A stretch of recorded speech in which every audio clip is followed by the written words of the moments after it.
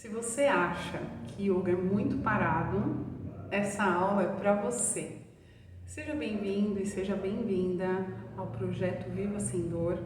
Aqui você tem a oportunidade de conhecer técnicas simples para aliviar as dores físicas, mentais e emocionais. Meu nome é Angélica, eu sou educadora física e especialista em yoga. Eu ajudo pessoas a aliviar a dor crônica nas costas sem medicamentos. E o que é essa aula?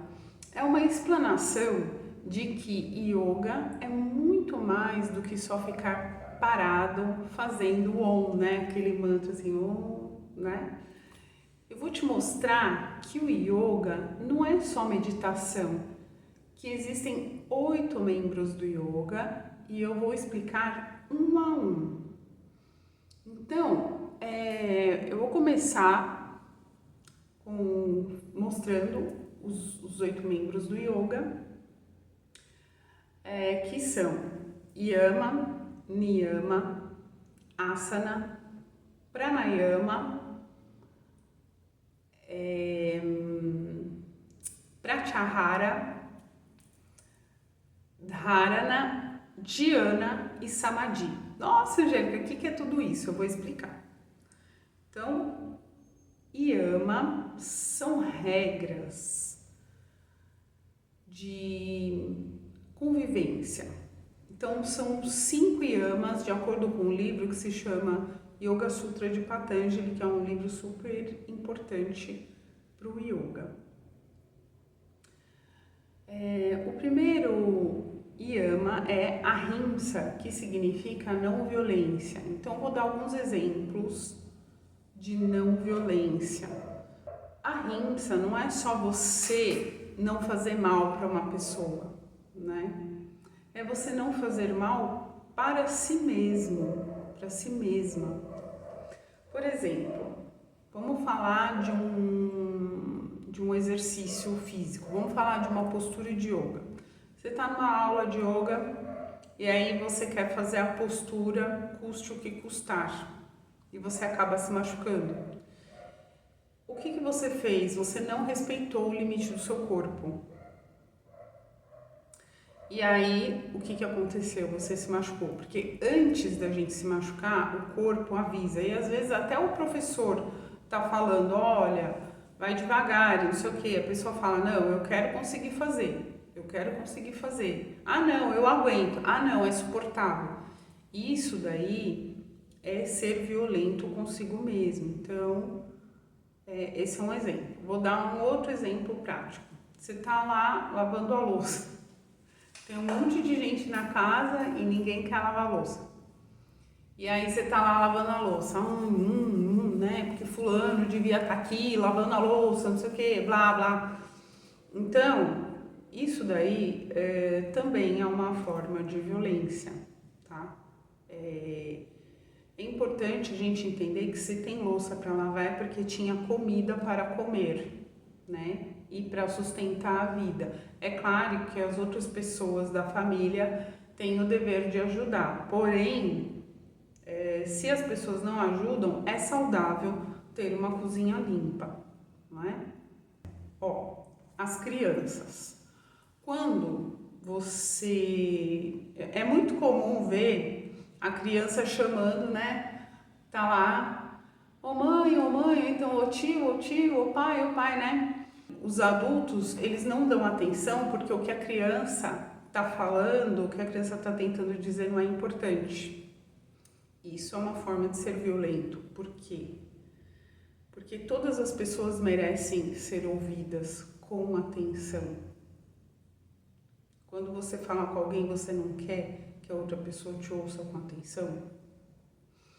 Então, o que a criança está tentando dizer é coisa de criança, não é importante, às vezes não é importante para os adultos, porque adultos eles vão resolver coisas de adultos, eles vão ter assuntos de adultos, e criança não tem problema nenhum, só os adultos que têm.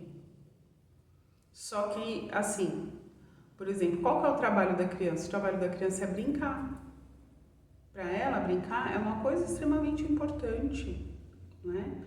Então, é extremamente importante, sim, a gente, quando uma criança chamar, a gente olhar para a criança, dar atenção para a criança e atender a necessidade da criança que ela está falando. Isso é extremamente importante, porque quando a gente não dá atenção, nós estamos sendo violentos. E eu estou dando o exemplo da criança, mas isso se aplica em qualquer situação, para qualquer pessoa. Às vezes tem alguém falando com você e você não está nem ouvindo a pessoa falar e não está prestando atenção, né? E aí a pessoa vai fazer uma pergunta, você faz, isso é uma forma de violência também.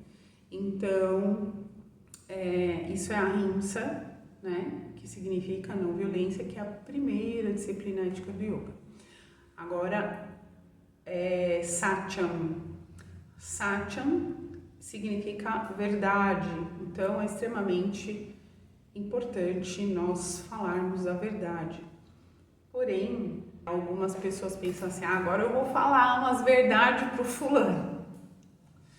Não é assim, porque isso acaba sendo violento, porque às vezes nós queremos falar uma verdade, vai machucar outra pessoa e a gente sabe. Então, nós precisamos falar a verdade com amor para resolver uma questão genuinamente, né? É importante tomar cuidado com o que o outro está sentindo, mesmo que o outro esteja fazendo mal para você. Então isso é Satyam, é um yama e é uma regra de convivência dentro do pensamento do yoga.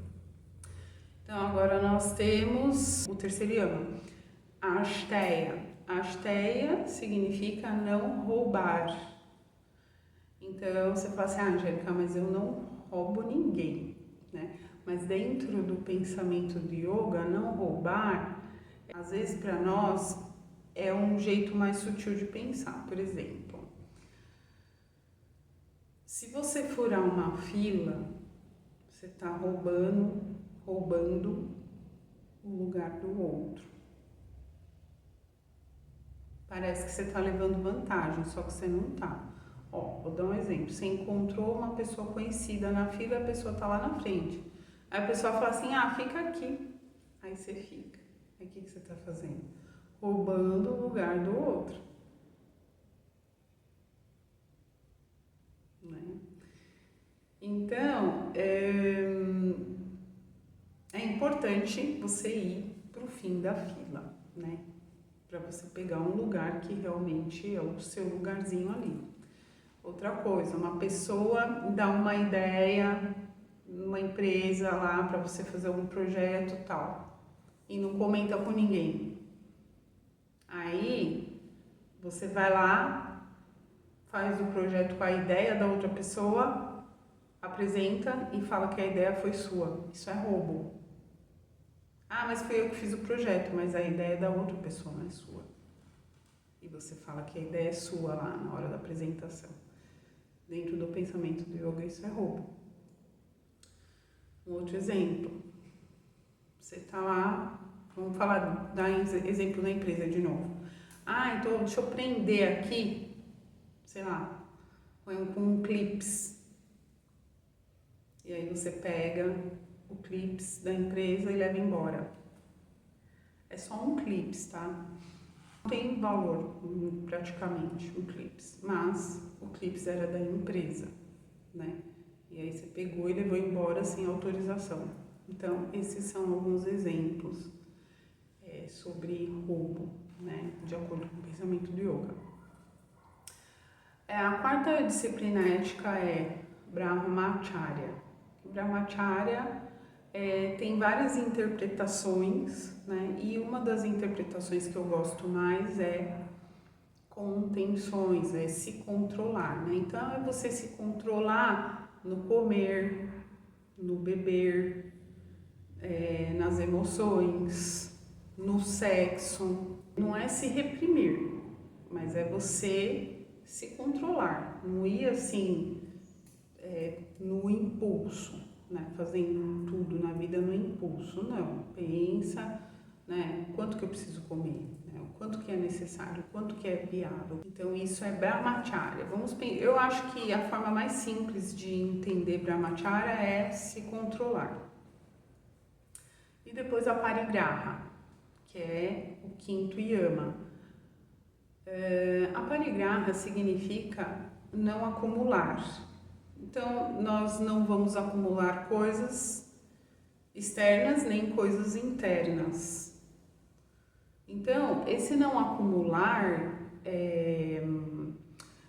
de repente você abre lá o seu guarda-roupa e você tá com uma roupa lá que não te serve e você não vai usar porque não serve para você. Então, é uma energia parada, uma coisa que, né, tá sem utilidade. Então, o que é importante dentro do pensamento do yoga? Você pegar essa peça e doar para alguém que vai usar. Né? Ah, mas quando eu emagrecer, isso é muito comum, né, a gente ouvir. Quando eu emagrecer, eu vou usar. Quando você emagrecer, você compra uma peça do seu tamanho, né? E com certeza, se você vai emagrecer, se tem um propósito de emagrecer, vai, faz as suas metas, segue direitinho, faz o que tem que fazer e emagrece, e aí depois você compra uma roupa de acordo. Né? De repente a roupa tá lá e de repente você pode estar se pressionando, né? Enfim. Não acumular. E não acumular sentimentos que não servem também, que não vão contribuir para a sua evolução, né? Para o seu desenvolvimento, que não vão contribuir para o seu bem-estar. Isso também nós não devemos acumular. Então, isso é a Parigraha. Então, esses são os 5 yamas, que são as regras de convivência. Agora, os niyamas, que são regras de autodisciplina. Você pode me perguntar assim, Angélica, isso que você está falando, o que tem a ver se yoga é muito parado ou não? Eu estou te mostrando os 8 membros do yoga, para você entender o que é yoga, para depois você entender por que yoga não é parado e que essa ideia é um equívoco, tá bom? É isso. Então, continuando. Niyama. Então, Niyama é o segundo membro do yoga. Nós temos 5. Primeiro, Saucha, que é limpeza e pureza. Então, é a mesma coisa, você vai ter, a limpeza ela tem que estar fora e dentro, né? A limpeza fora é o ambiente que você mora estar limpo, o ambiente que você trabalha estar limpo, o seu carro estar limpo.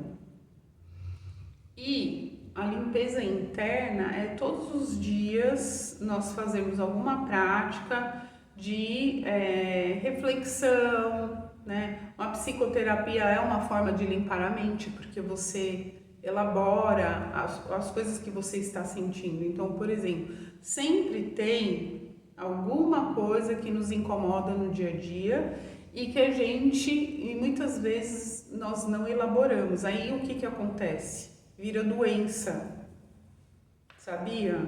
Por exemplo, vou te dar um exemplo prático. O médico fala assim, gastrite nervosa. A pessoa sente dor de estômago porque ela passa nervoso. Ah, não pode passar nervoso porque sobe a pressão. Ah, não pode passar nervoso porque sobe a diabetes. E olha só, o nervoso, o estresse, ele está presente em praticamente, inicia praticamente todos os tipos de doença, né? Até a dor nas costas. Assiste os meus vídeos que eu explico mais profundamente sobre isso.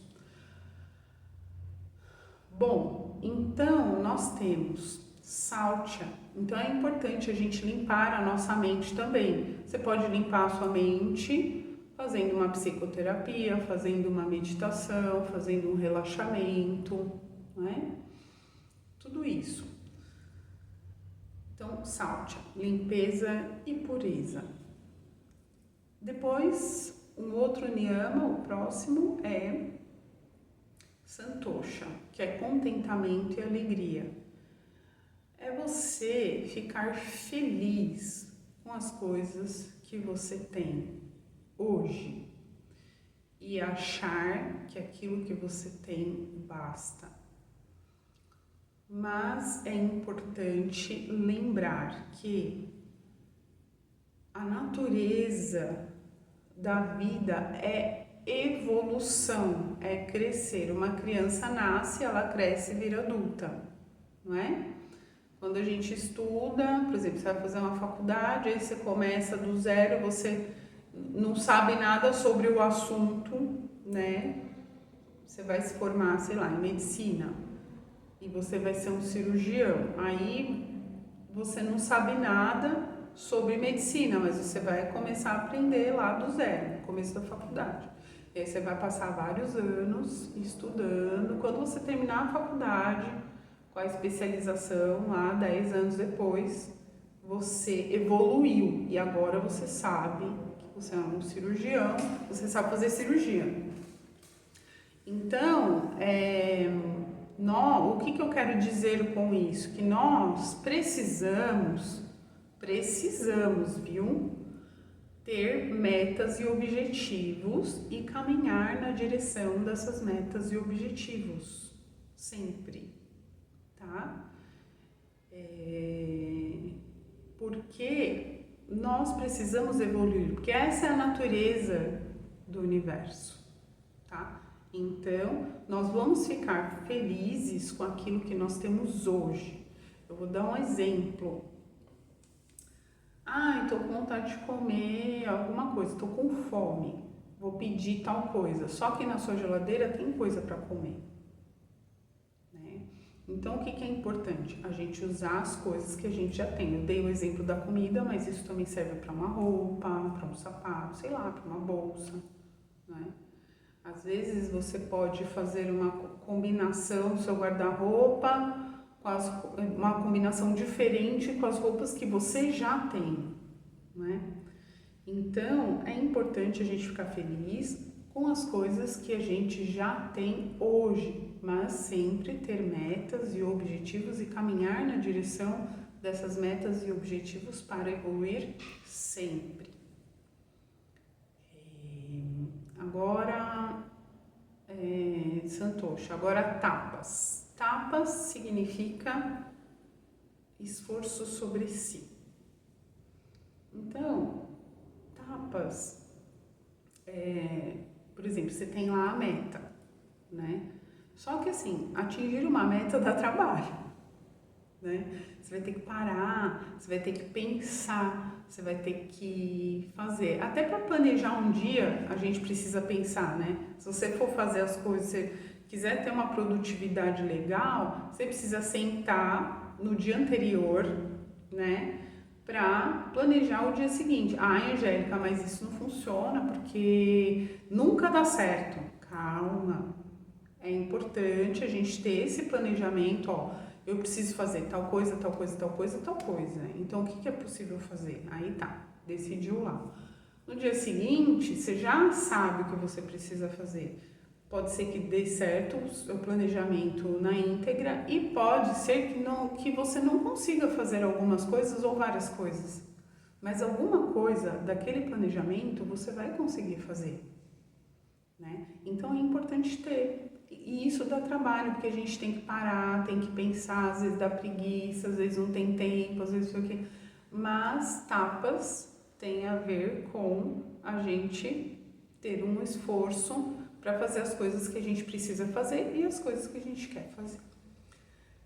Também fazer yoga todo dia, fazer meditação todo dia, para quem gosta, tá?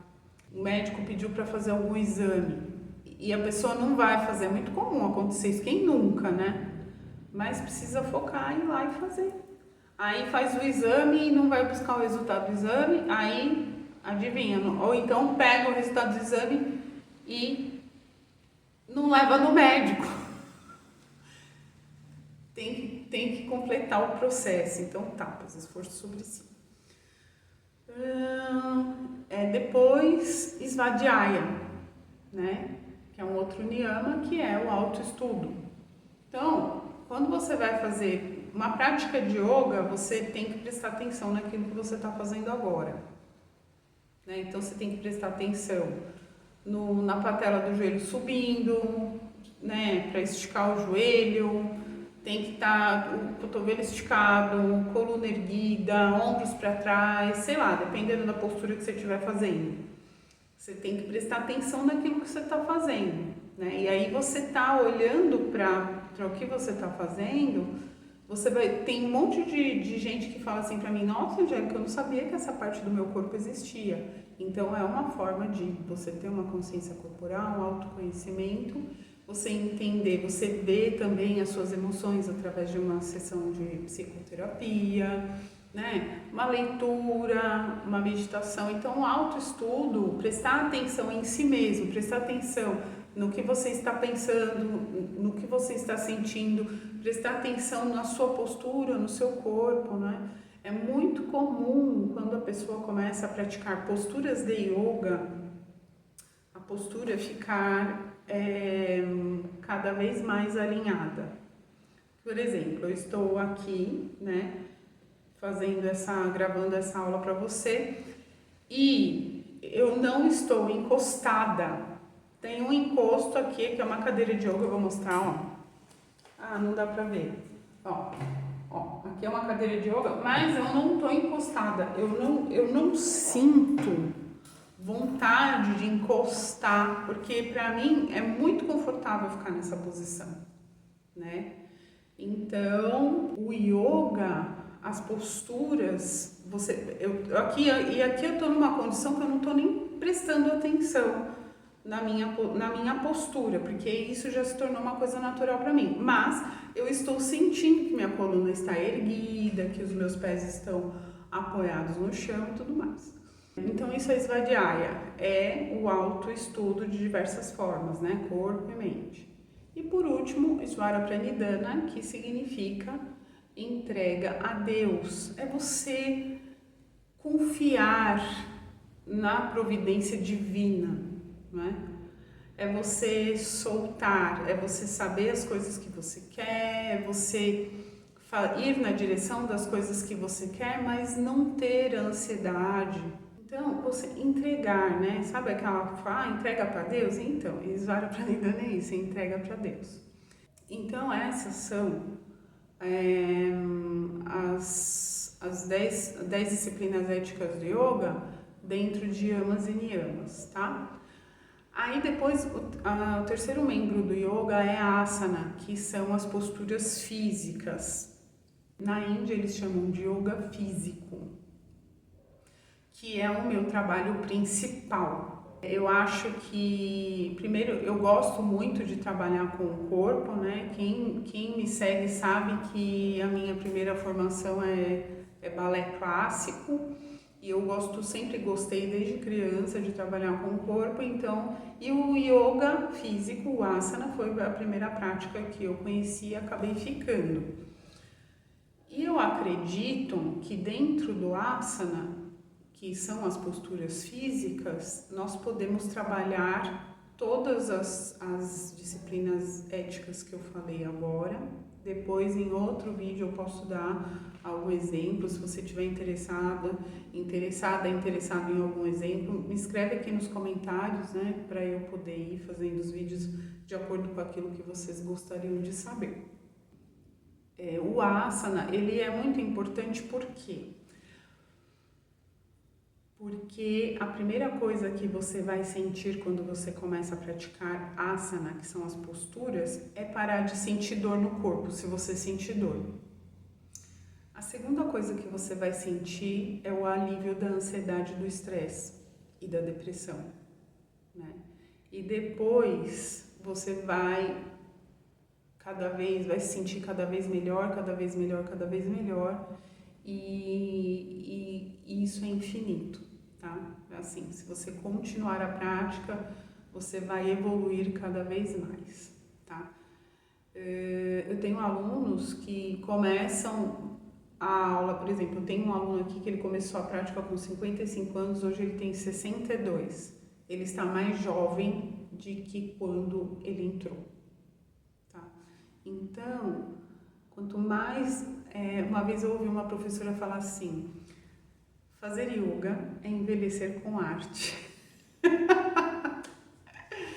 Então, o asana, ele permite que o nosso corpo físico tenha saúde para a gente poder viver a vida e também sentar. E quem tiver interesse, sentar no chão e meditar, né, pelo tempo que quiser. Então, o asana ele é importante por causa disso. Depois, o quarto membro é o pranayama. O pranayama significa respiração, tá? É o controle da respiração. Na verdade, pranayama significa controle do prana. O que é o prana?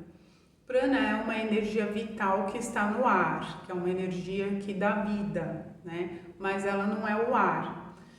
Então, quando a gente faz as técnicas respiratórias, a gente absorve esse prana, tá? Essa energia vital. Existem várias técnicas. Depois nós temos pratyahara, que é a retração dos sentidos, que é quando aqueles pensamentos agitados começam a diminuir e você vai ficando mais calmo, mais calma, tá? E mais consciente de tudo que acontece ao seu redor. E aí você faz a retração dos sentidos em pratyahara. E aí depois você passa para dharana, que é a concentração. E aí você consegue ter muito mais foco nas coisas. Tem um Swami que chama Swami Shivananda, que era um mestre indiano, que ele falava assim, que uma pessoa concentrada consegue fazer em 1 hora, o que uma pessoa que não tem concentração faz em 6 horas. Então, quando nós conseguimos concentrar, nós nos tornamos muito mais produtivos, a vida rende mais. Então, depois o próximo membro do Yoga é Dhyana, que é a meditação, e por último Samadhi, que é o estado de bem-aventurança, você se sentindo plenamente, né, feliz, é um estado de bem-aventurança, tá? Então esses são os 8 membros do yoga. E agora eu queria falar para você o que não é yoga. Yoga não é só ficar parado fazendo Om, tá? Esse tema eu acho que é uma oportunidade porque vai te ajudar a entender para que serve o yoga. Para você ter uma referência diferente do que você tinha antes e assim você vai poder aproveitar os benefícios do yoga, como aliviar a dor nas costas, por exemplo. Se a pessoa não consegue enxergar que existem outros caminhos, a pessoa acaba ficando só na medicação para aliviar a dor nas costas e perde a oportunidade de conhecer coisas novas e sair do lugar onde a pessoa está, né? Então, talvez você tenha uma crença limitante que o yoga é parado. Eu tive uma aluna que o médico recomendou que ela fizesse yoga, mas ela achava que ela não ia se adaptar porque ela se sentia agitada, ela achava que o yoga era muito parado. Então vamos pensar juntos sobre isso. Então vamos lá. Primeiro, o médico recomendou. Então, se o médico recomendou, Não é importante ela fazer um esforço sobre si? Lembra que eu comentei lá antes? Tapas. Fazer um esforço sobre si, né? Fazer um esforço e ir conhecer, pelo menos ir conhecer, né? Porque se o médico recomendou, significa que pode funcionar. Segunda coisa, ela achava que ela não ia se adaptar porque ela era muito agitada. Então vamos pensar sobre isso. Ser agitada é bom? O que significa ser agitada? Quando eu penso no significado de ser agitada, eu penso numa pessoa estressada, numa pessoa que não tem foco, numa pessoa que não tem controle emocional, numa pessoa, sei lá, que grita, não sei. E eu também penso que eu não acredito numa pessoa que é agitada, eu acredito numa pessoa que está agitada, que são coisas diferentes. Porque uma coisa que é uma coisa que é, sempre vai ser, que sempre foi, né? E um estado emocional é uma coisa que dá para mudar, não é? Então, pensa assim, ó. O médico falou para ela ir fazer yoga, supomos que ela aceitasse fazer yoga e ela vai fazer um yoga que não é parado.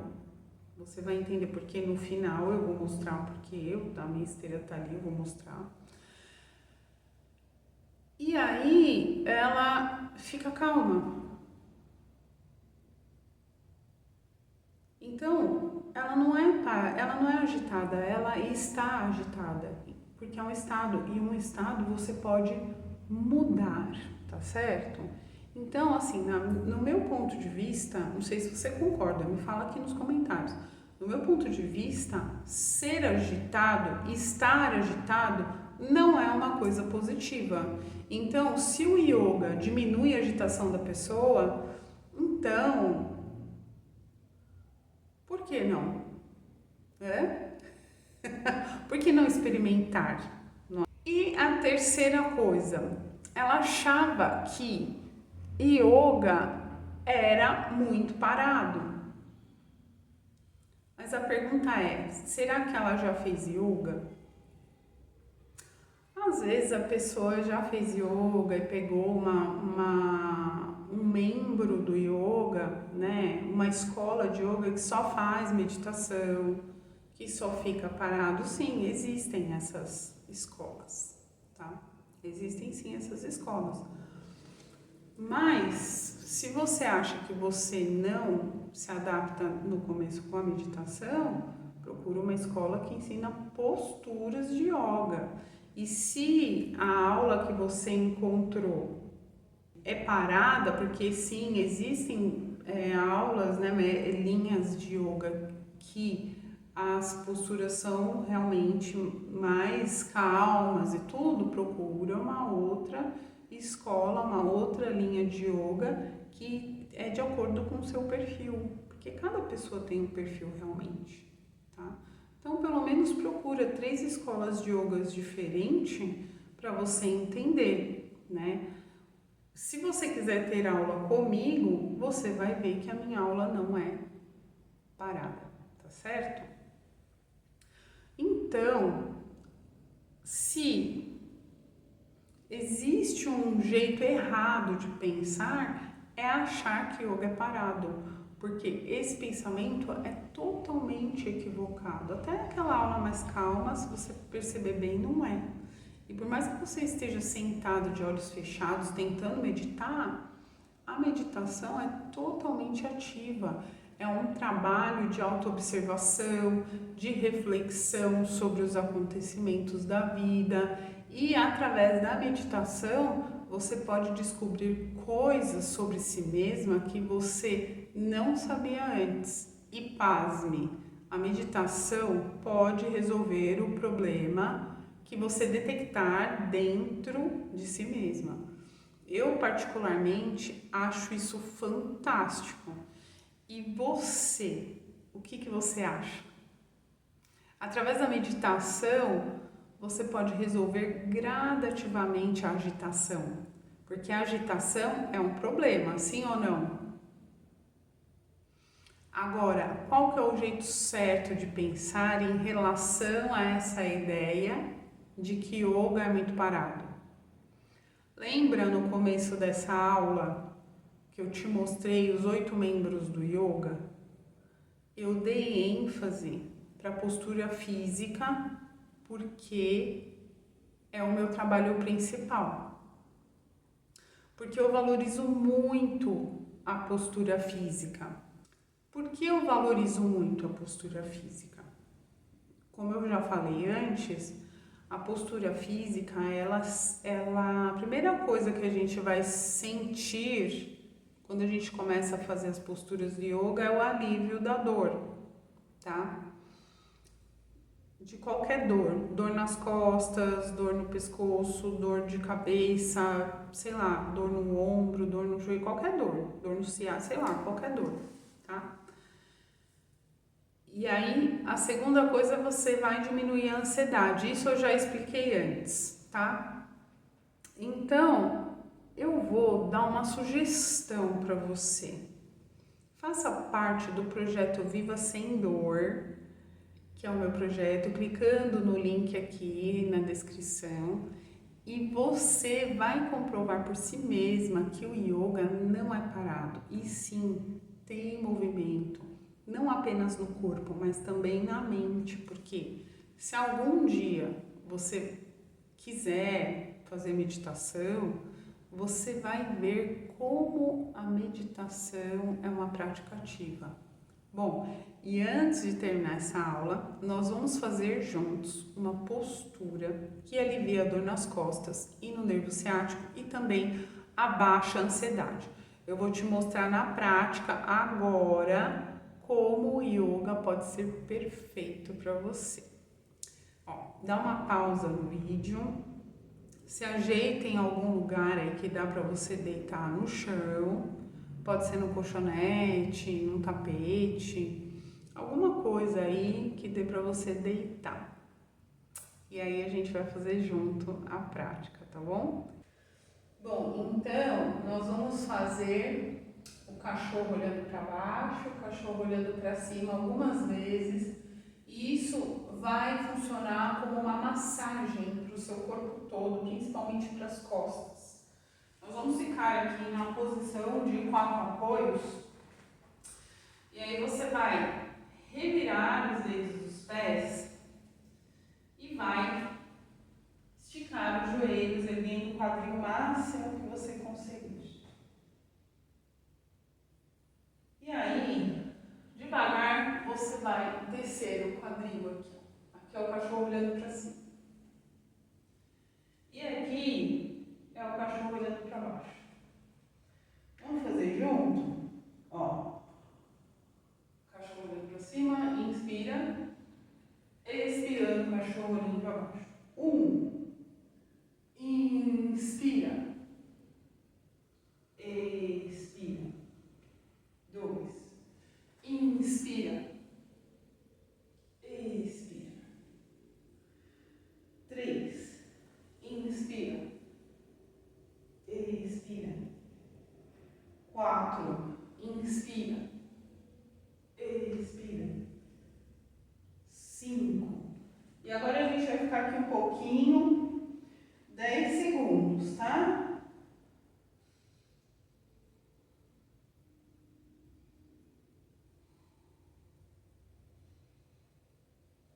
Aguenta mais um pouquinho.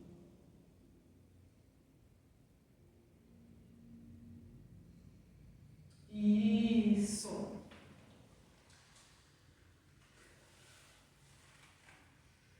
Muito bem. Então agora nós vamos relaxar. Eu vou convidar você para se deitar de barriga para cima. Em yoga a gente chama essa postura de Shavasana dorsal, que é o cadáver, postura do cadáver. E aí fecha os olhos um pouquinho. Inspire suave, profundo. E ao expirar, solte o corpo no chão. Inspire suave e profundo. E ao expirar, solte o corpo todo no chão. Mais uma vez.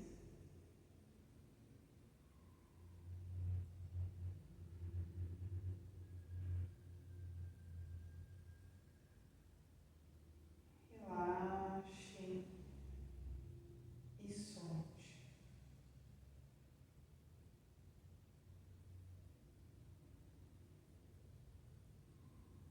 Relaxa a língua, relaxa os olhos, relaxa as têmporas.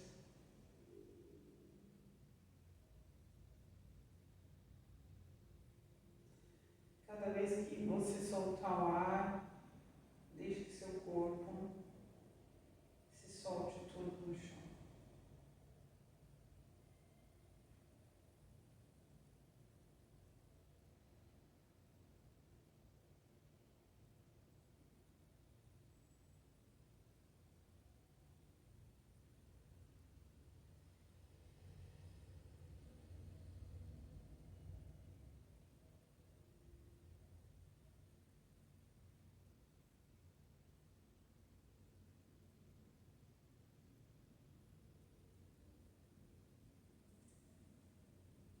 Se você sente vontade de continuar relaxando, pode ficar aí, nessa posição. Se você quiser sair da posição, você dobra os joelhos, rola para a direita na posição do feto e senta. Bom, então essa foi a nossa aula. Eu espero que tenha acrescentado essa informação para você, que tenha feito alguma diferença, porque eu fiz esse vídeo com muito amor, com dedicação, e a gente se vê no próximo. Amor e alegrias. Namastê.